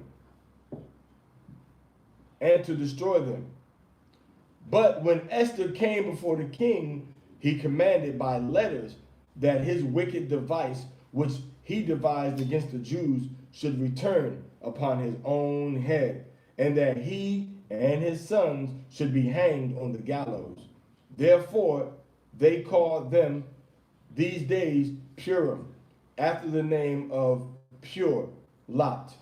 Therefore, for all the words of this letter, and of that which they had seen concerning this matter, and which had come unto them, the Jews ordained and took upon them, and upon their seed, and upon all such as joined themselves unto them, so as it should not fail, that they would keep these 2 days according to their writings and according to their appointed time every year, and that these days should be remembered,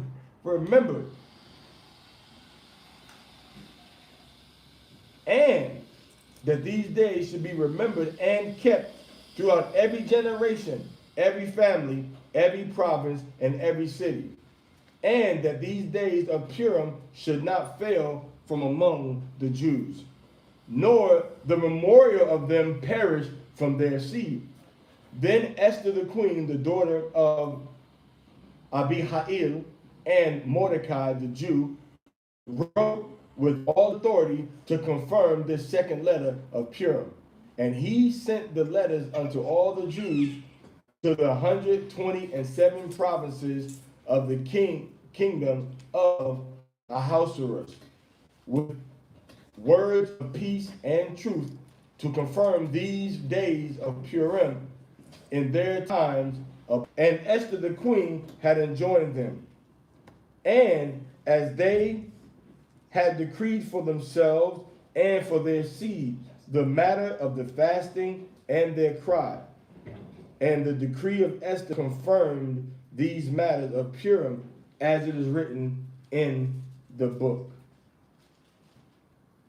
So here we see that the Israelites, they killed the people that wanted to kill them. And they were so afraid of us that even the officers was helping them do what needed to be done. Nobody was resisting nothing that the king had said needed to be done. Everybody was scared. And then it shows you also in verse 27, the Jews ordained and took upon them and upon their seed and upon all such as joined themselves unto them. Who are the seeds of the Jews? Huh? Who are the seeds of the Jews? Who are they? What does the seed mean? Who's that talking about? Their children. And who are those that join themselves unto them? That's the Gentiles.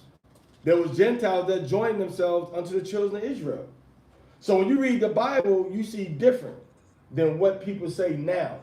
The Bible gives a whole different story than what we see now. The Bible tells you that Gentiles had no choice but to get down with us because we were just so immaculate. We were superstars. All Yasha'Allah was superstars. So everybody wanted to be with the superstars. We had the best of everything, and we had the top God on the planet. And everybody knew that we got pushed down because our God loved us and he was punishing us. You see that? So we had everything.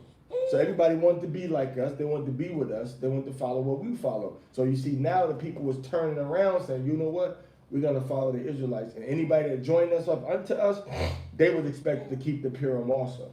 All right? And we also see in Purim that we was exchanging food and gifts. Hanukkah is not the gift-giving holy day or the gift-giving season. People did that to imitate Christmas. The time of giving gifts and having and exchanging food and stuff like that, like you see, Esther chapter 9, verse 23, all right? And of sending portions one to another and gifts to the poor. So giving things to the poor people was done in the time of Esther, all right? On the time of Purim. So gifts and giving poor people food, that was all done in Purim time. It wasn't done on Hanukkah. All right. Chapter 10. And the king Ahasuerus laid a tribute upon the land and upon the isles of the sea. And what's the isles of the sea? Like Sardinia, the islands in the Elephantine, and the islands in the Red Sea, and maybe a little bit of Cyprus. All right, Cyprus, and islands like that. All right, down in Somalia, Tanzania, maybe. All right. All the little islands around. And all the acts of his power, and of his might, and of the declaration of the great Mordecai, whereunto the king advanced him. Are they not written in the book of the Chronicles of the kings of Media and Persia? For Mordecai the Jew was next unto King Ahasuerus, and great among the Jews, and accepted of the multitude of his brethren, seeking the wealth of his people, and speaking peace unto all his seed. Now this is where it ends in the regular King James Bible, chapter 10 of Esther, verse 3. And it picks up in the Apocrypha, all right? The rest of the chapters of the book of Esther, which are found neither in the Hebrew nor in the Chaldee, but found inside the Greek. Because the Hebrew version of it got lost, all right? And it picks up the same place. Then Mordecai said, Yahweh has done these things, for I remember a dream which I saw concerning these matters, and nothing thereof has failed. A little fountain became a river, and there was light, and the sun, and much water. This river is Esther, whom the king married and made queen. And the two dragons and I are Haman, or Aman, or I and Aman, or Haman. And the nations were those that were assembled to destroy the name of the Jews. And my nation, that is Israel, which cried to Yahweh, and was saved, for the Lord Yahweh has saved his people, and Yahweh has delivered us from all the evils, and Yahweh has wrought signs and great wonders, which have not been done among the Gentiles. Therefore has he made two lots, one for the people of Yahweh, and the other for all the Gentiles. And these two lots came at 1 hour and time, and day of judgment, before Yahweh among all nations. And Yahweh remembered his people, and justified his inheritance. Therefore, these days shall be unto them in the month Adar, the 14th and 15th day of the same month, was an assembly of joy and with gladness before Yahweh, according to the generations forever among his people. Okay? So, another time we see that the people, Yahweh, Haman saw a vision concerning this, which isn't mentioned in the other parts of Esther that they snatched out. All right? And then it also shows you in here that the Most High delivered his people when they cried unto him. All right? And another thing it shows you is that the people of the nations, that we know, we made a clear distinction between the Gentiles that were down with us and the Gentiles that was against the children of Israel. We made a distinction. We said, oh, y'all all in the same bundle, same group. You for Israel? Okay, cool. You ain't for Israel? Okay, well, we're going to get you. All right? Love's going to get you.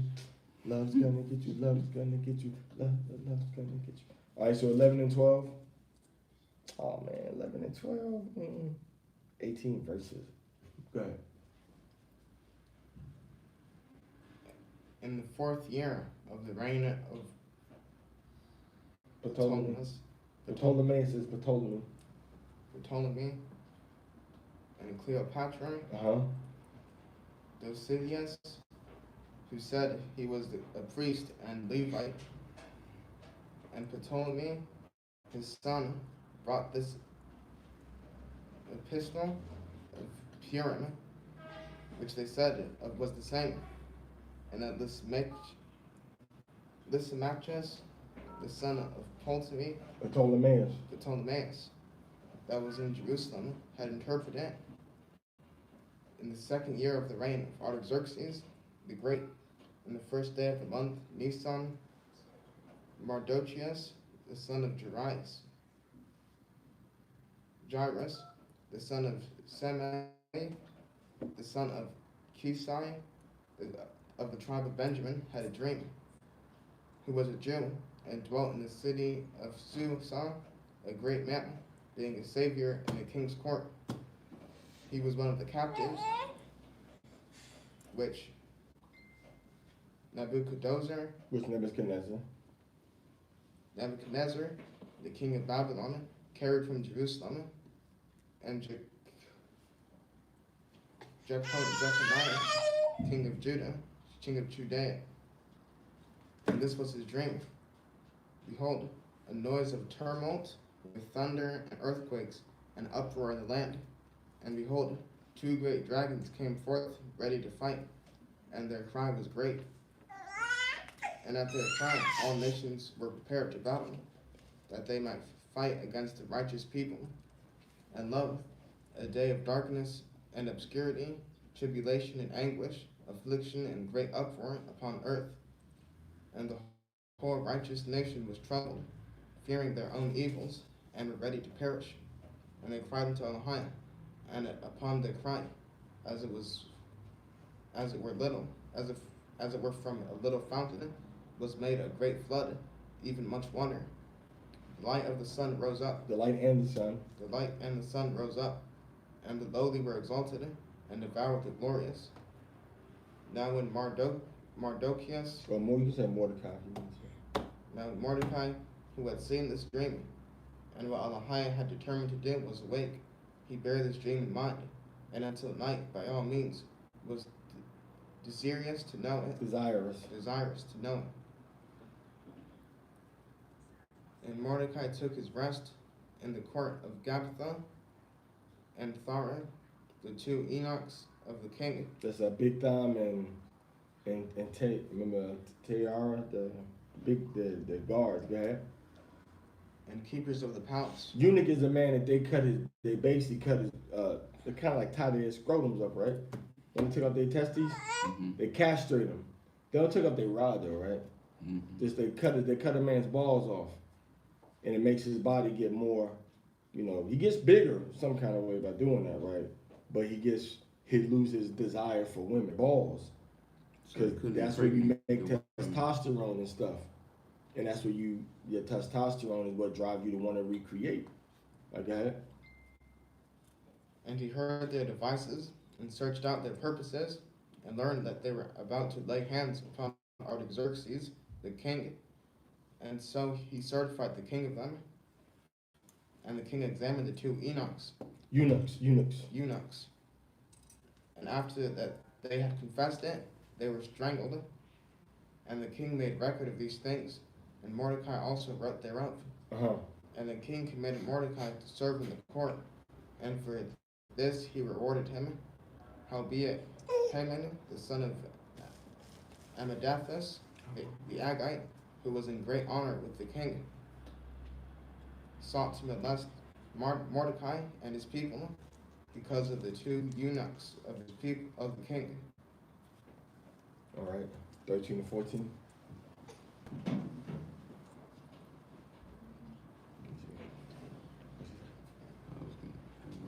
The copies of the letters was this: the great king Artaxerxes writeth these things to the princes and governors that are under him from India unto Ethiopia, in 177 and 20 provinces. After that I became lord over many nations, and had dominion over the whole world, not lifted up with presumption of my authority, but carried myself always with equity and mildness. I purposed to settle my subjects continually in a quiet life, and making my kingdom peaceable, and open for passage to the utmost coasts, to renew peace, which is desired of all men. Now when except when he went to Sparta. Go ahead. And when I asked my counselors how this might be brought to pass, Ammon, that excelled in wisdom among us, was approved for his constant good will and steadfast fidelity, and had the honor of the second place in the kingdom, declared unto us that in all nations throughout the world there was scattered a certain malicious people, and that had laws contrary to all nations, and continually despised the commandments of kings, so as the uniting of our kingdoms, honorably intended by us, cannot go forward. Seeing then we understand that this people alone is continually in opposition unto all men, differing in the strange manner of their laws, and evil affected to our state, working all the mischief that they can that our kingdom may not be firmly established. Therefore have we commanded that all they that are signified in writing unto you by Haman, who is ordained over the affairs, and is next unto us, shall all with their wives and children be utterly destroyed by the sword of their enemies, without all mercy or pity. the 14th day of the 12th month Adar of this present year, that they who of old and now also are malicious may in one day with violence go into the grave, and so hereafter cause our affairs to be well settled and without trouble. Then Mordecai thought upon all the works of Yahweh, and made prayer unto him, saying, O Yahweh, Yahweh, the King Almighty, for the whole world is in thy power, and if thou hast appointed to save Israel, there is no man that can gainsay thee. For thou hast made heaven and earth, and all the wondrous things under the heaven. Thou art Yahweh of all things, and there is no man that can resist thee, which art Yahweh.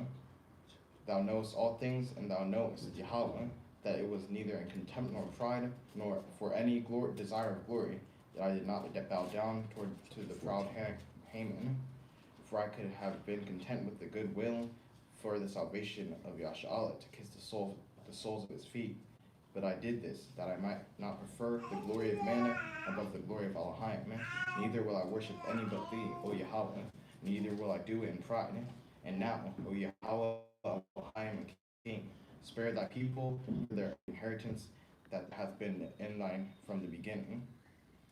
Despise not the portion which thou hast delivered out of Egypt for thine own self. Hear my prayer and be merciful unto thy inheritance. Turn our sorrow into joy, that we may live, O Yahweh, and praise thy name, and destroy not the mouths of them that praise thee, O Yahweh. All Israel in like manner cried most earnestly unto Yahweh, because their death was before their eyes. Chapter 14. Queen Esther also, being in fear of death, consorted unto Yahweh, and laid away her garments apparel, and put on the garments of anguish and mourning, and instead of precious ointments, she covered herself with ashes and dung, and she humbled herself greatly. All the places of her joy she filled with her torn hair, and she prayed Yahweh, Elohim of Israel, saying, O my Lord, thou only art our King. Help me, desolate woman, which have no helper but thee. For my danger is in mine hand. From my youth up, I have heard in the tribe of my family. Finish that verse. That thou, O Yahweh, for a perpetual inheritance, and thou hast performed whatsoever thou didst promise them. That's what she put. She put like cow doo-doo on her body, and dust, and she was ripping her hair out. She was just, afflicting herself, because she was sad, and she was really trying to get the Most High to help in that situation, man. And that's how it's like, you know?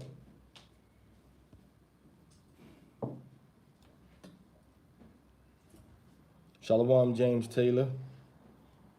So the Most High, he really paying attention to what's going on. Right, so she really went to a low, brought herself down to a low level and humbled herself. Was in great mourning.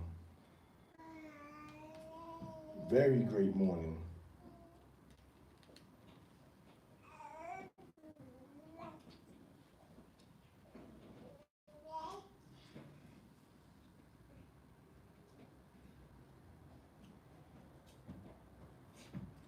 You want to say anything? Oh.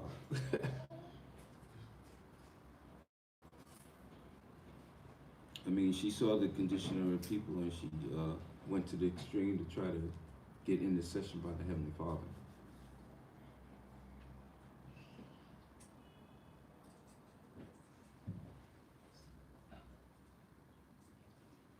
To the extreme.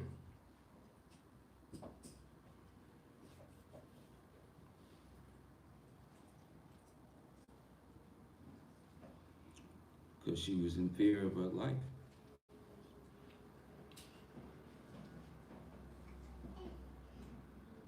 That's what it's going to take for a lot of our people, unfortunately.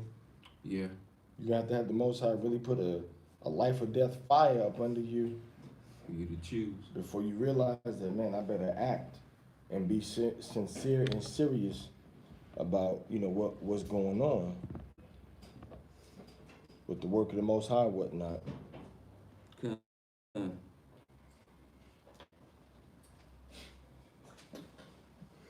So it kind of comes down to this point. Ultimately, do you really want freedom, to serve the Most High, or do you still want captivity for whatever you think you got for yourself in captivity? I think it's try to reinvent. I think our people are coming to the point now they're trying to reinvent themselves here in America and abroad. You mean here in Turkey? Well, our people over in America. A man was basically executed, no reason given. So this is what we're dealing with. So these petitions that we want to sign online, these petitions need to be made to the Heavenly Father. If everybody would petition the Heavenly Father the same way they want to petition the governor of Alabama, or where have you, in any grave injustice that are happening to our people, we need to bring that petition to the Most High. Make a petition. We need a Make a petition with a 7.2 by 6.9 or 39. Yeah, 39. Yeah. 7.62 by 39. Yeah, that's the petition. Or petition by the 8K to the 4-7. Little devils don't go to heaven. But that's the point. I mean, that's what it's coming. That's the reality. The scriptures tell you how you can go to the unjust seeking justice. You can't. It won't happen. So why waste your time? Who can give you justice? The only person, the only entity of power that can give you justice is the Most High. Period. Okay, anything other than that is a waste of time. Go ahead. Call your verse and chapter. Esther chapter 14, verse 6. And now we have sinned before thee, therefore hast thou given us into the hands of our enemies, because we worship their gods. O Yahweh, thou art righteous. Nevertheless, it satisfieth them not that we are in bitter captivity, but they have stricken their hands with their idols, that they will abolish the thing that thou with thy mouth hast ordained, and destroy thine inheritance, and stop the mouth of that praise thee, and quench the glory of thy house and of thine altar, and open the mouths of the heathen to set forth the praises of the idols, and to magnify a fleshly king forever. O Yahweh, give not thy scepter to them that be nothing, and let them not laugh at our fall, but turn their device upon themselves, and make him an example that hath begun this against us. Remember, O Yahweh, make thyself known in our time of affliction, and give me boldness, O King of the nations, and Lord of all power. And give me eloquent speech in my mouth before the lion. Turn his heart to hate him that fighteth against us, that there may be an end of him, and of all that are like-minded to him. But deliver us with thine hand, and help me that am desolate, and which have no other help but thee. Thou knowest all things, O Yahweh. Thou knowest that I hate the glory of the unrighteous, and abhor the bed of the uncircumcised, and of all the heathen. Thou knowest my necessity, for I abhor the sign of my high estate, which is upon mine head in the days. Verse 16. Wherein I show myself, that I abhor it as a menstruous racket, and that I wear it not when I am private by myself. And that thine handmaid hath not eaten at Haman's table, and that I have not greatly esteemed the king's feast, nor drunk the wine of the drink offerings. Neither hath thine handmaid had any joy since the day that I brought hither to his presence. But in thee, O Yahweh of Abraham, for thou mighty Elohim above all, hear the voice of the forlorn, and deliver us out of the hands of the mischievous, and deliver me out of my fear. So she said she hated to be the queen. She said she hated the crown. No, I'm sorry. She didn't say she hated the translation. She abhorred it. So she abhorred that the king's bed. All right? And she said she hated the sign of her high estate. She hated the fact that she was the queen. A lot of y'all Israelites be looking at little, Arab and European and Hamite actors like, oh yeah, I love to be his woman. Esther was like, oh, I don't want to be no queen to no person into how, oh, yuck. You see that? That's how she felt about it. So that's showing you the difference in people's mindsets now. Okay. All right? You said you read what, 15 or 16? 16. All right, I read 15. And upon the third day, when she had ended her prayer, she laid away her mourning garment and put on her glorious apparel, and being gloriously adorned, after she had called upon Yahweh, who is the beholder and savior of all things, she took 2 maids with her, and upon the one she leaned, as carrying herself daintily, and the other followed, bearing up her train. And she was ruddy through the perfection of her beauty, and her countenance was cheerful and very amiable. Them oblige, but her heart was in anguish for fear. And having passed through all the doors, she stood before the king, who sat upon his royal throne, and was clothed with all his robes of majesty, all glittering with gold and precious stones. And he was very dreadful.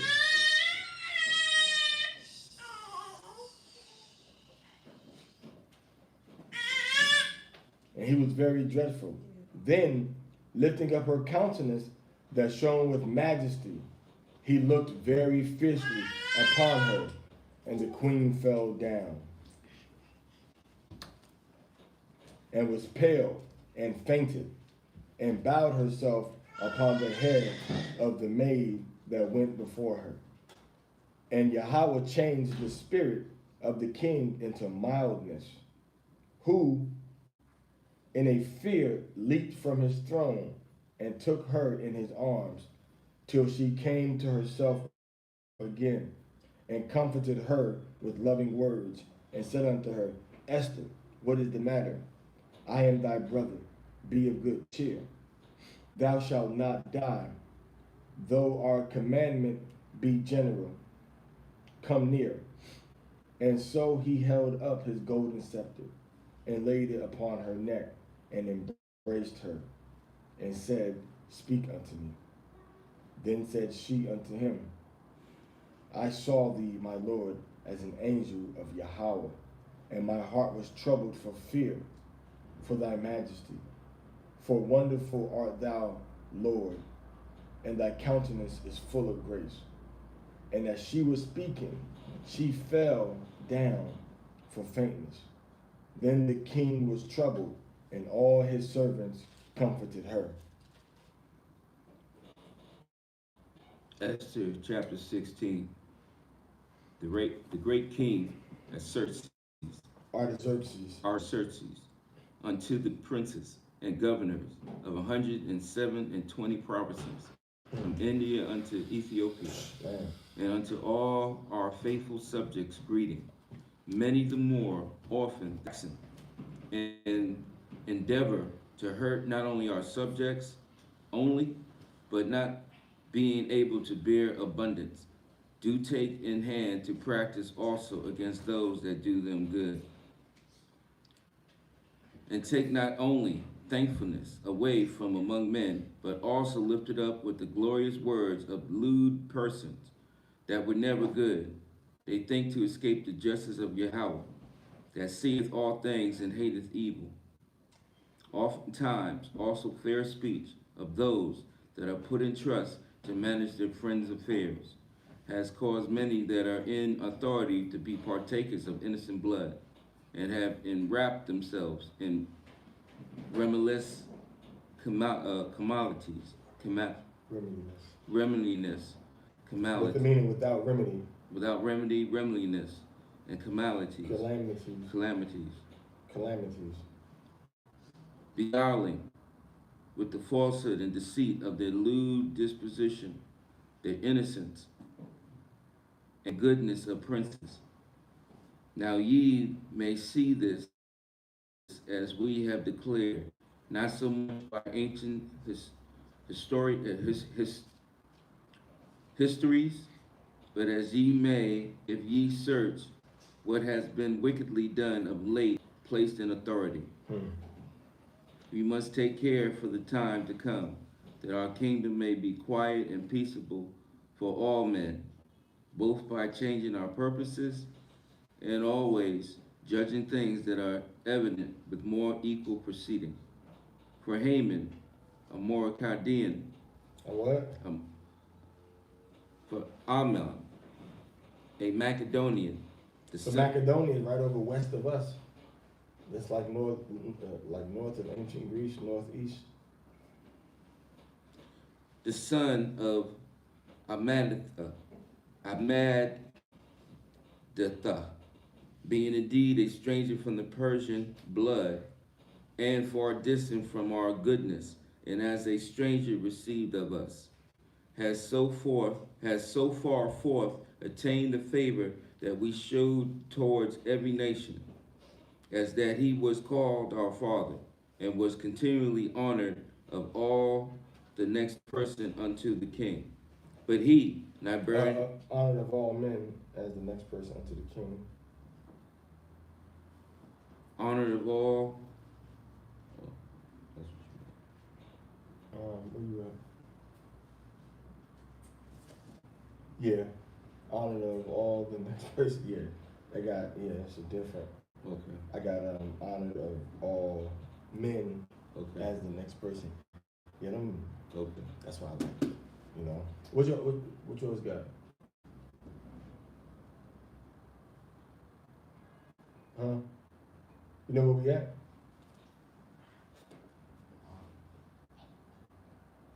What did verse 11 say, the last part? Honored of all men.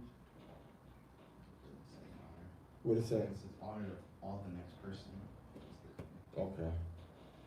So yeah, we got honored of all men in here. Okay. We're gonna go by the black and white. You mean parchment? Yeah. Not digital. Yeah, the parchment scrolls. But he, not bearing his great dignity, went about to deprive us of our kingdom and life, having by manifold and cunning deceits sought of us the destruction, as well of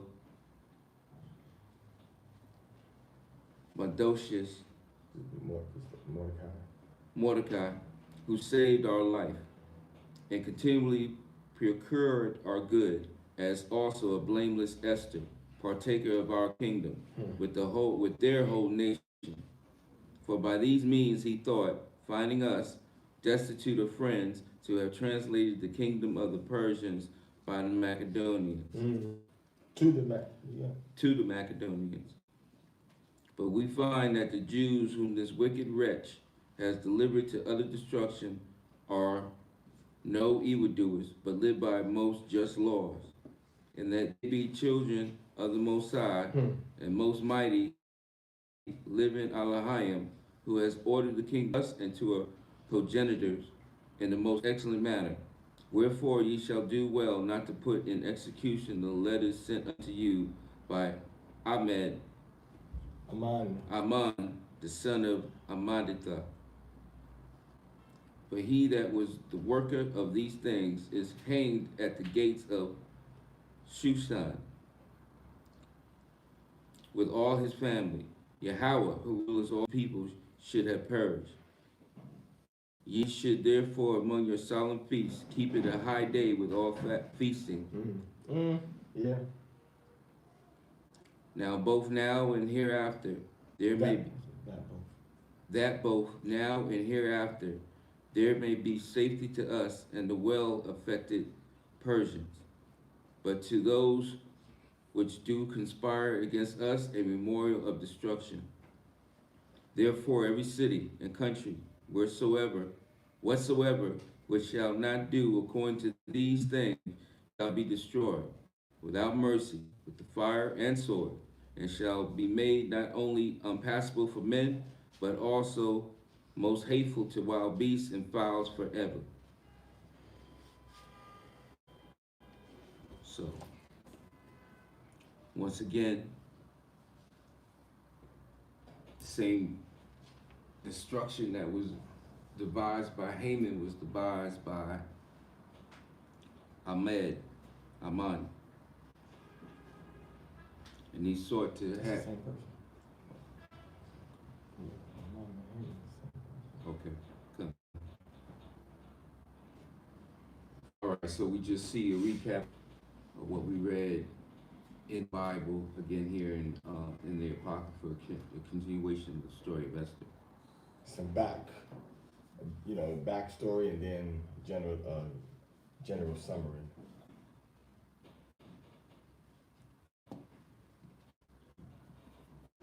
So we should be mindful of this memorial because it's a divine intervention once again of the Most High coming to the Ash'ala.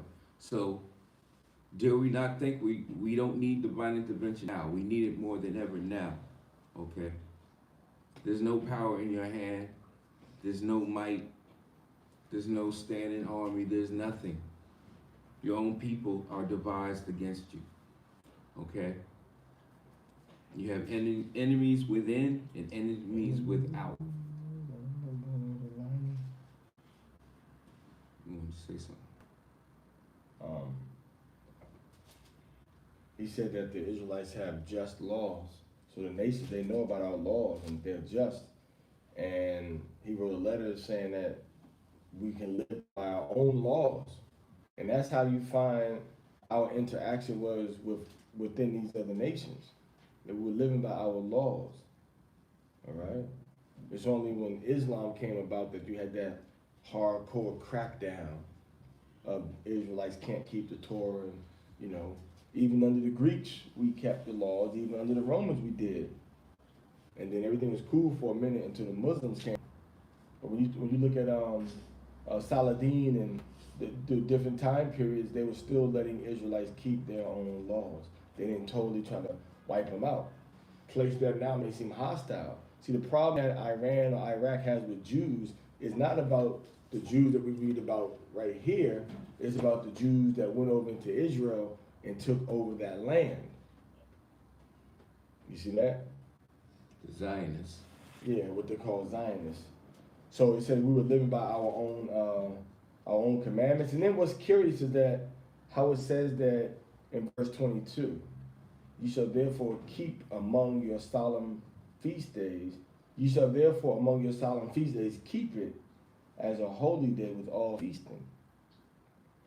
So is that the Most High through Mordecai telling us that we can have a cooking feast on this day?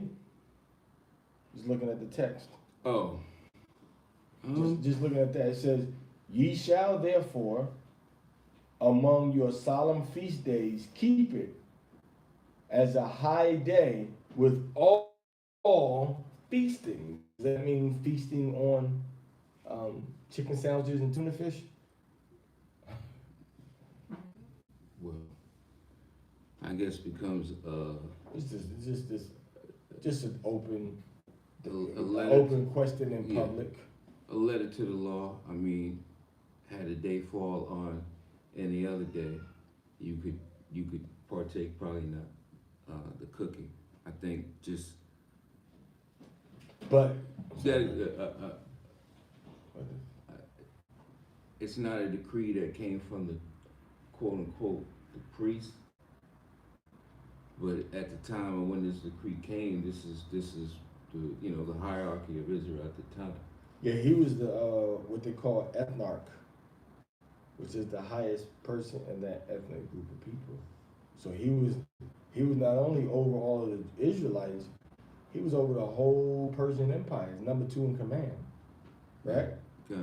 He's number 2 in command. So if he says keep it as a holy day, or keep it as a high day with feasting, if he said keep it as a high day with feasting, if you have a high day with feasting that takes place on the Sabbath, aren't you still going to observe that as a high day of feasting? Yeah, you should. I mean, I'm not saying that to do that per se, but I'm saying that's what it seems to be saying right here. Right. That's what it seems to be that's saying. what it's implied. And if somebody said, well, I'm going to cook on the Sabbath on Purim, based on what we read right here, you couldn't argue. You couldn't make any objections based on this. Your only objection would be on the Torah itself when it says don't kindle any fire or prepare your food the day beforehand because it's going to be a day of rest unto Yahweh, and so on and so forth. But they're proclaiming the feast as a high day based on what took place. Right, and then Mordecai was like, yo, keep this as a solemn, keep it among your solemn feast days. Right, So, he's placing it in that yeah, category. he said this is like a solemn feast day. So what do y'all think? To what? to remember it Yeah. throughout all your generations. What do y'all think? What do you think, young man?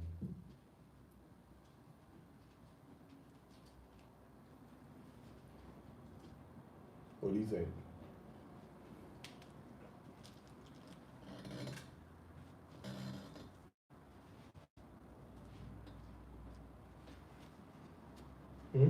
Nobody think that?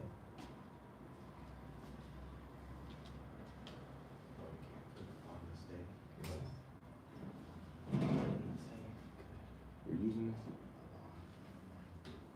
You say you can't cook on this day, what? Have you been paying attention to the conversation we were having based on verse 22? What does that mean? To keep them among your solemn feast as a high holy day with all feasting. So is Mordecai wrong when he said that? Or was he saying except on the Sabbath day? Or was he saying including the Sabbath day? What did he say? What he said, except on the Sabbath day, or do this on the Sabbath day too?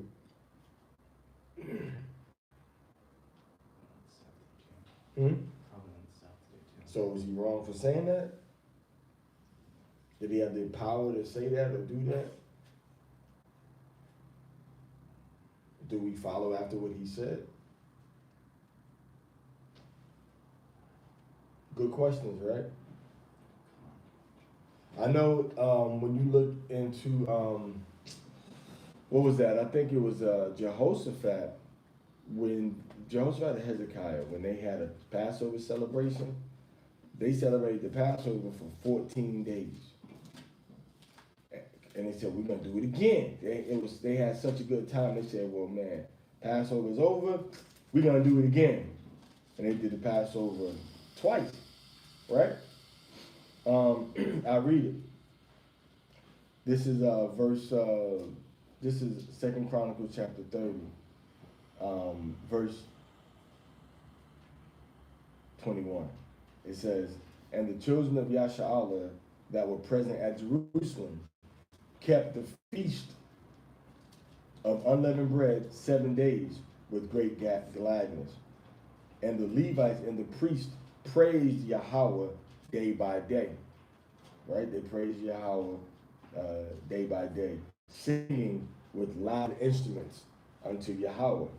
And Hezekiah spake comfortably unto all the Levites that taught the good knowledge of Yahweh.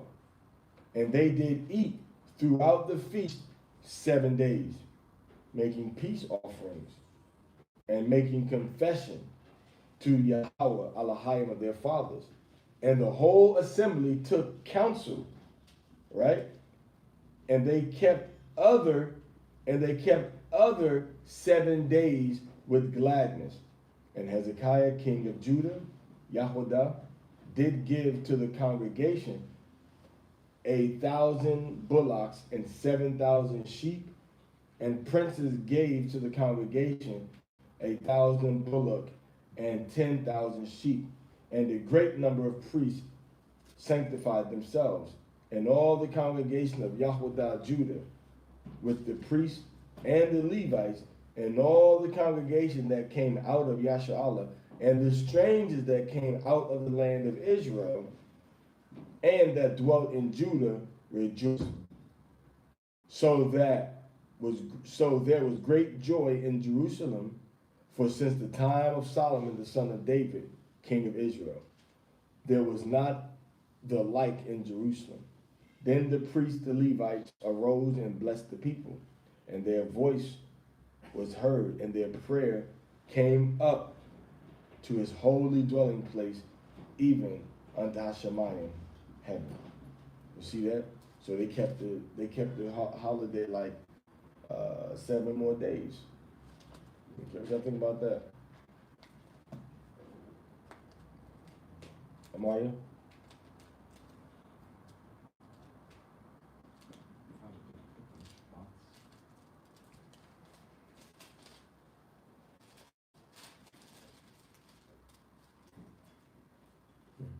So this is 1 Kings 8:75. at that time Solomon had a feast, and all Israel with him. So what they do with the bullocks and the sheep that they was having?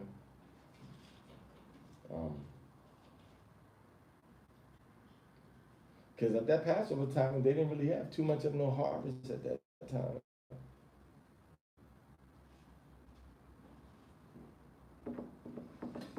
And at that time, Solomon held a feast, and all Yasha'Allah with him, a great congregation, from the entering of Hamath unto the river of Egypt, before Yahweh our Elohim.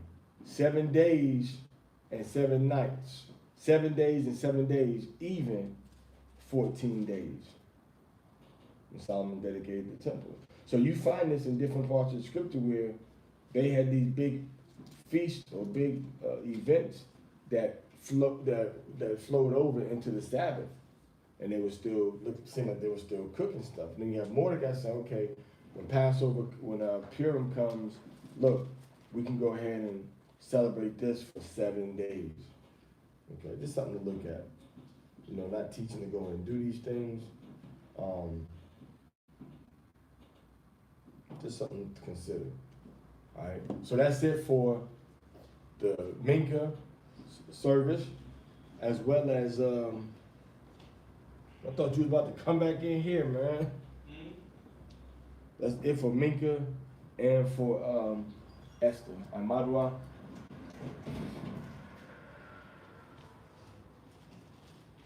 Amadwa Shabath. Amadwa.